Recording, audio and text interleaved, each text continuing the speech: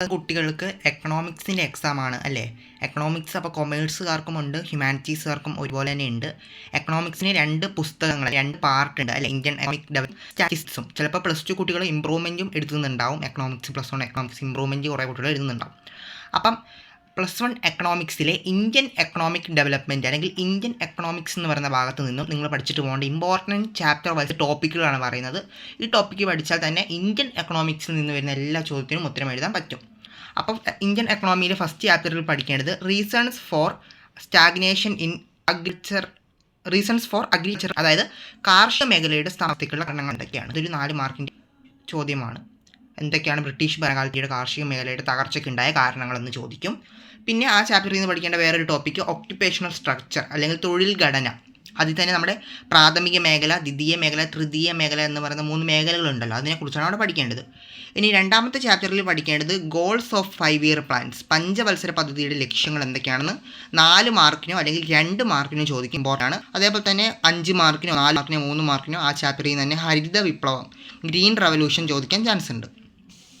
ഇനി മൂന്നാം ചാപ്റ്ററിൽ നിന്ന് 8 മാർക്കിന് ഒരു എസ്സേ ക്വസ്റ്റ്യൻ വരുന്നതാണ്. അതാണ് ലിബറലൈസേഷൻ, പ്രൈവറ്റൈസേഷൻ ആൻഡ് ഗ്ലോബലൈസേഷൻ എന്ന് പറയുന്ന ഭാഗം.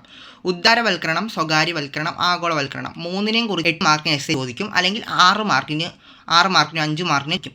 അപ്പം 8 മാർക്കിനാണെങ്കിൽ അത് 3ഉം വിവരിക്കണം. അത് 3ഉം കൊണ്ടുവന്നിട്ടുള്ള മാറ്റങ്ങൾ എന്തൊക്കെയാണെന്നാണ് എഴുതേണ്ടത്. പിന്നെ 2 മാർക്കിനോ 4 മാർക്കിനോ ഔട്ട്സോഴ്സിങ്, പുറംപണി കരാറിനെയൊക്കെ കുറിച്ച് ചോദിക്കാം. എന്തുകൊണ്ടാണ് ഇന്ത്യ ഔട്ട്സോഴ്സിങ്ങിൻ്റെ അല്ലെങ്കിൽ പുറംപണി കരാറിൻ്റെ ഒരു പ്രധാനപ്പെട്ട കേന്ദ്രമായി മാറിയതെന്ന് ചോദിക്കും. അതേപോലെ തന്നെ 4 മാർക്കിനോ 2 മാർക്കിനോ വേൾഡ് ട്രേഡ് ഓർഗനൈസേഷനെ കുറിച്ച്, ലോക വ്യാപാര സംഘടനയെക്കുറിച്ചും ചോദിക്കാറുണ്ട്.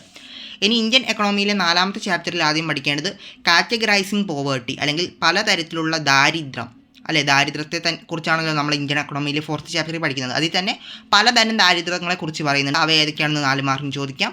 പിന്നെ 2 മാർക്കിന് ആ ചാപ്റ്ററിൽ നിന്ന് പോവേർട്ടി ലൈൻ, ദാരിദ്ര്യ രേഖ എന്ന ആശയം ചോദിക്കാറുണ്ട്. 2 മാർക്കിന് പോവേർട്ടി ലൈൻ, ദാരിദ്ര്യ രേഖ, അതും നോക്കി പോവുക.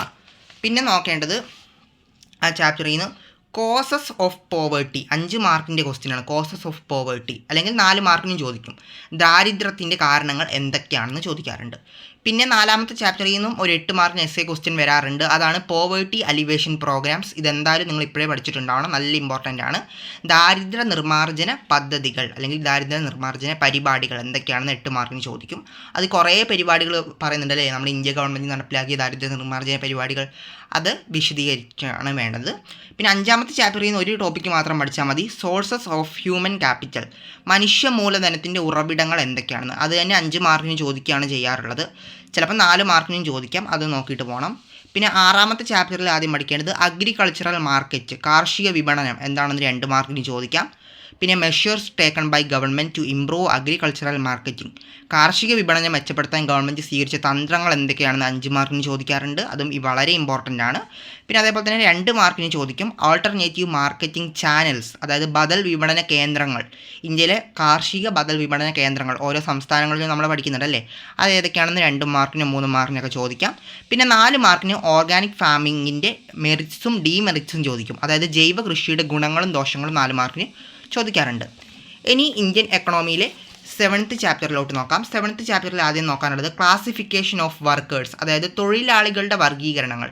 നമ്മൾ 4ാമത്തെ ചാപ്റ്ററിൽ പലതരത്തിലുള്ള ദാരിദ്ര്യങ്ങളെക്കുറിച്ച് പഠിച്ചു. എന്നാൽ 7ാമത്തെ ചാപ്റ്ററിൽ ആദ്യം നോക്കേണ്ടത് പലതരത്തിലുള്ള തൊഴിലാളികളാണ് അല്ലേ? കൂലി പണിക്കാർ, അങ്ങനെയൊക്കെ നമ്മൾ സാധാരണ പറയുന്ന പോലെ തന്നെ പലവിധം തൊഴിലാളികളുണ്ട്. അത് 4 മാർക്കിന് ചോദിക്കും.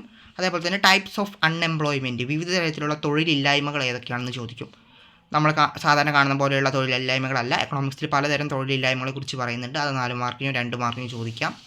ഇനി ഇന്ത്യൻ എക്കണോമിയുടെ 8ാമത്തെ ചാപ്റ്റർ, അതും ഒരു 8 മാർക്കിന് എസ്സേ വരുന്ന ചാപ്റ്ററാണ്. അവിടെ ആദ്യം നോക്കേണ്ടത് ഫങ്ഷൻസ് ഓഫ് എൻവയൺമെൻറ്റ്, പരിസ്ഥിതിയുടെ ധർമ്മങ്ങൾ എന്തൊക്കെയാണെന്ന് 2 മാർക്കിനോ 4 മാർക്കിനോ ചോദിക്കും. അതേപോലെ തന്നെ സസ്റ്റൈനബിൾ ഡെവലപ്മെൻറ്റ്, സുസ്ഥിര വികസനം എന്താണെന്ന് 2 മാർക്കിന് ചോദിക്കും. സ്ട്രാറ്റജീസ് ഫോർ സസ്റ്റൈനബിൾ ഡെവലപ്മെൻറ്റ്, സുസ്ഥിര വികസനത്തിനായുള്ള തന്ത്രങ്ങൾ എന്തൊക്കെയാണെന്ന് 8 മാർക്കിന് ചോദിക്കും. സുസ്ഥിര വികസനം നേടാനുള്ള തന്ത്രങ്ങൾ 8 മാർക്കിന് ചോദിക്കാറുണ്ട്. പിന്നെ ഇന്ത്യൻ എക്കണോമിയുടെ ലാസ്റ്റ് ചാപ്റ്റർ 9ാമത്തെ പാഠത്തിൽ പഠിക്കേണ്ടത്, അവിടെ നമ്മൾ 3 രാജ്യങ്ങളുടെ വികസന തന്ത്രങ്ങളെക്കുറിച്ച്, ഡെവലപ്മെൻറ്റ് സ്ട്രാറ്റജികളെക്കുറിച്ചാണ് പഠിക്കുന്നത്. ഇന്ത്യ, പാകിസ്ഥാൻ, ചൈന അല്ലേ? അതിൽ ഡെവലപ്മെൻറ്റ് സ്ട്രാറ്റജീസ്, ഈ 3 രാജ്യങ്ങളുടെ വികസന തന്ത്രങ്ങൾ, ഇന്ത്യയുടെയും പാകിസ്ഥാൻ്റെയും ചൈനയുടെയും വികസന തന്ത്രങ്ങളൊന്ന് നോക്കുക. അതേപോലെ തന്നെ ആ 3 രാജ്യങ്ങളിലെയും ഡെമോഗ്രാഫിക് ഇൻഡിക്കേറ്റേഴ്സ്, ജനസംഖ്യാ സൂചകങ്ങൾ, അതായത് ഏത് രാജ്യത്താണ് ജനസംഖ്യ കൂടുതൽ കുറവ് എന്നൊക്കെയാണ് ആ ഭാഗത്ത് പറയുന്നത്, ആ ഭാഗവും നോക്കി പോവുക. അപ്പോൾ ഇതൊക്കെയാണ് ഇന്ത്യൻ എക്കണോമിക് ഡെവലപ്മെൻറ്റിൽ നിങ്ങൾ ഉറപ്പായിട്ടും പഠിച്ചുകൊണ്ട് പോകേണ്ട ടോപ്പിക്കുകൾ. ഇനി എക്കണോമിക്സിൻ്റെ രണ്ടാമത്തെ ഭാഗമായിട്ടുള്ള സ്റ്റാറ്റിസ്റ്റിക്സിൽ നിന്നും പഠിച്ചുകൊണ്ട് പോകേണ്ട കാര്യങ്ങൾ ഞാൻ വീഡിയോ ചെയ്യാം. അപ്പോൾ എല്ലാവരും ചാനൽ സബ്സ്ക്രൈബ് ചെയ്ത് വെച്ചിട്ടുണ്ടാവണം. പുതിയൊരു വീഡിയോ ആയിട്ട് കാണാം.